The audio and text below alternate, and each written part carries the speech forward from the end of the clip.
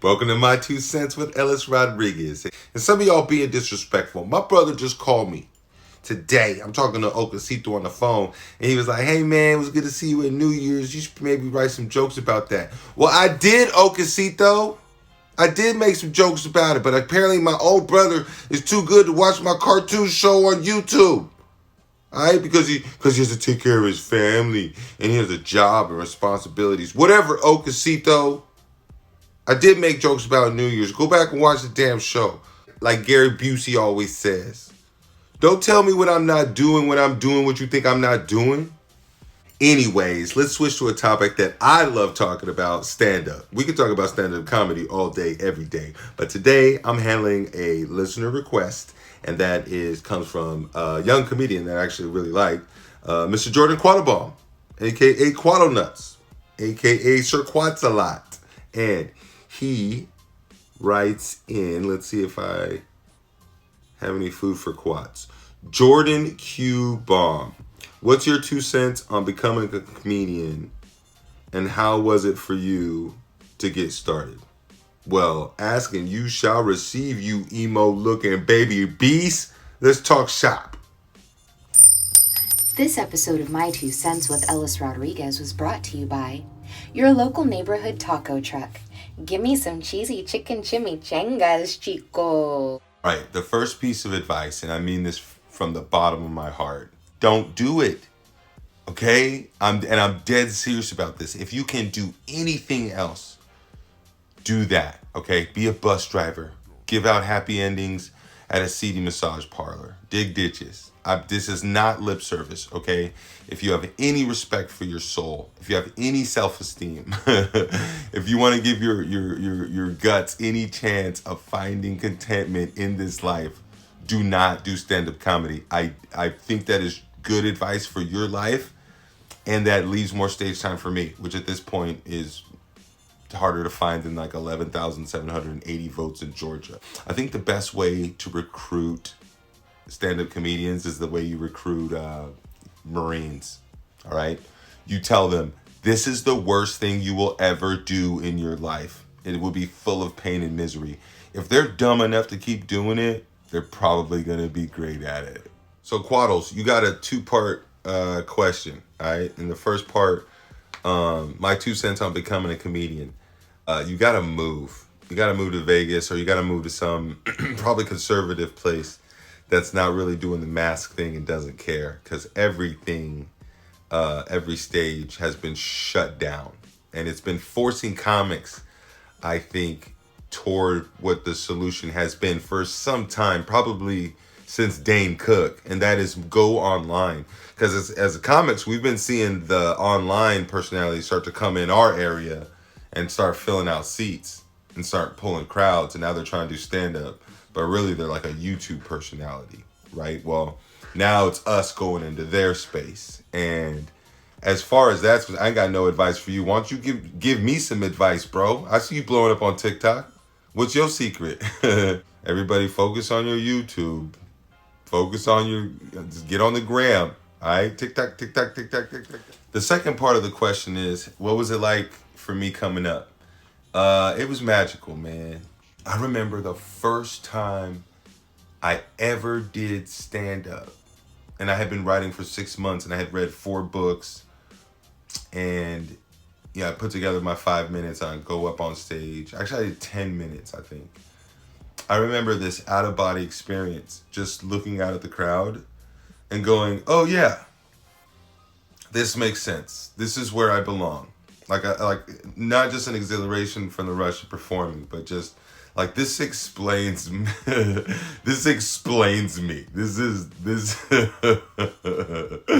this almost makes it all seem worth it. And to this day, I am most comfortable, most happy on stage. I remember I was trying to think about too, like what were like my first jokes. My dad bought me like a Tupac greatest hits album from Walmart, and it was edited, and I didn't know that it was edited, so I memorized all the songs with no cuss words, and then just went to public school in Stockton thinking I was cool, like reciting the raps, and people started laughing, and then I just went with it like I did it on purpose. And then years later, I just had that skill. I can do that, and I would do it a lot because my mom hated it. And whenever somebody said do a matter of fact, if you're a young comic, write clean. Don't write clean, but learn to write clean. Don't miss out on stuff because you can't write clean. And then early on, sometimes I get booked in something and I'd have to be clean. And so if they were like, well, you don't have to be clean, just don't curse, then I realized, oh, I'll do the shortcut where I'll do just really quickly kind of show people that I can do this, Walmart editing out your cuss words thing. And then later on, if I have to cuss, I'll just blank it out. And then some comic in Sacramento, I can't remember his name because he fell out the game. He said, man, that's the funniest thing you do. And I remember thinking, what is it the funniest thing you do that I do? And apparently it is, okay? Because I've apparently never written anything funnier than that damn Walmart bit. If I had to look back and think, should I have done some things differently? I think I should have paid a lot more attention to the business of show business. I think I loved the idea of being a starving artist, and I sought out couches to sleep on. I think I wanted those stories. I think I kind of enjoyed driving 4 hours for a show, and then them saying that they couldn't find 5 minutes for me to get on stage. It's something about the paying that price I fell in love with, and in retrospect, I don't think I should have done that. I remember seeing Hassan, right? So Hassan Minaj came out of NorCal, and he would rip up the two sets that I was doing here in Sacramento, but then he'd go and end up in Davies in San Francisco earlier that day, like.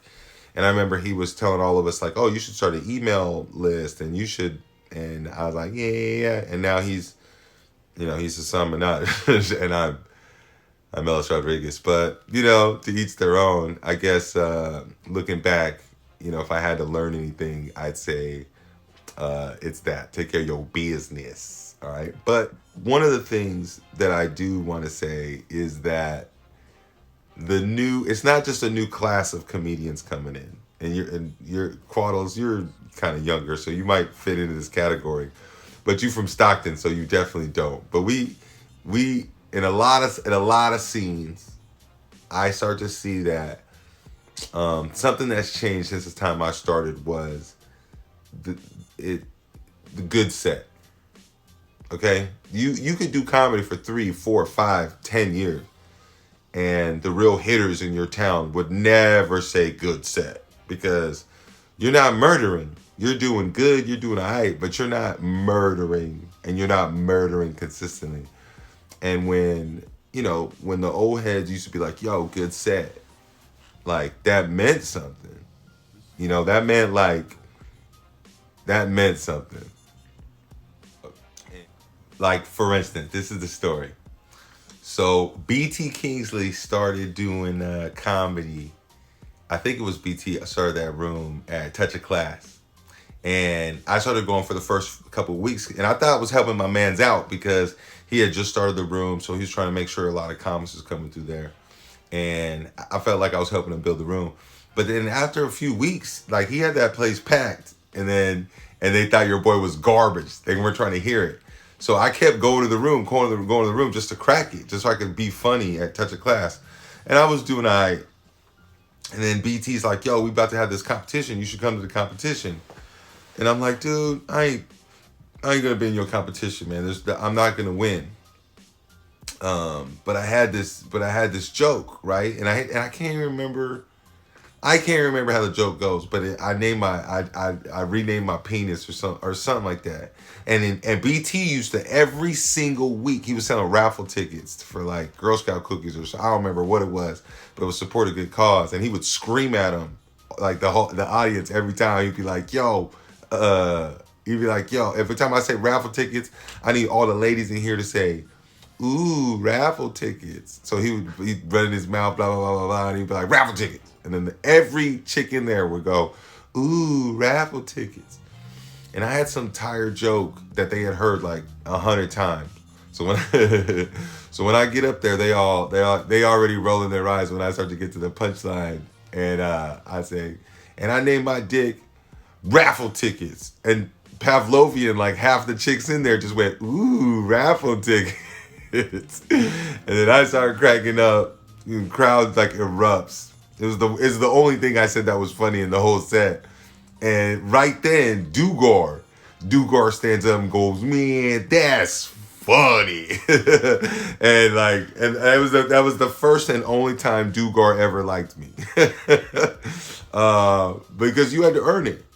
You had to I don't know, you had to earn it. And I think that made better comics. I think that made harder comics. And that's the show. Thanks for listening. Thanks for sharing. Please leave any questions, comments, concerns, gripes, or complaints down below. And personal shout out to everybody who's called me and contacted me saying that you're enjoying the show. It means a lot to me. It really does. I love making them. I hope you guys are enjoying them. Just wow. Which is your mom upside down.